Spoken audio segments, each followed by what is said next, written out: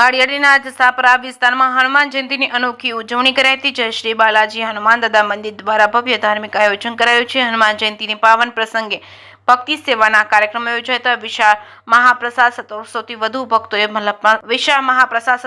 વધુ ભક્તોએ લાભ લીધો હતો। શાંતિપૂર્ણ અને વ્યવસ્થિત રીતે પ્રસાદ વિતરણ કરાયું હતું। દર શનિવારે ગાયોને લાડુ અર્પણ કરવામાં આવ્યા હતા। બાલાજી હનુમાન ગ્રુપની નિમિત્ત સેવા દર પૂનમે બટુક ભોજનની પરંપરા યથાવત છે। હનુમાન જયંતી પર વિશેષ બટુક ભોજનનું આયોજન કરાયું છે।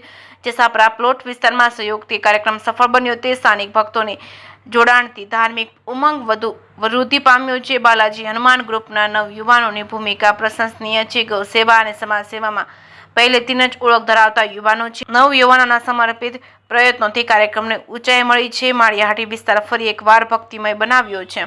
જેકેએસની ગુજરાતી સાથે પ્રતાપસિંહ સોઢિયા, માળિયાહાટીના। હું વિલાસ Gorad, advocate and notary, Maliya Hatina.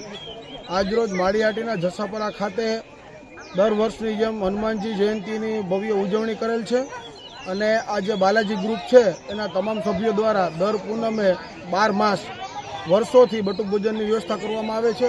તેમજ આજરોજ આ જે બાલાજી હનુમાન જયંતી નિમિત્તે આશરે 2000 માણસોનું ધવાડાબંધ જમણવાર કરવામાં આવેલ છે। તેમજ કથાનું આયોજન પણ કરવામાં આવેલ છે। તેમજ બટુક ભોજન પણ રાખવામાં આવેલ છે।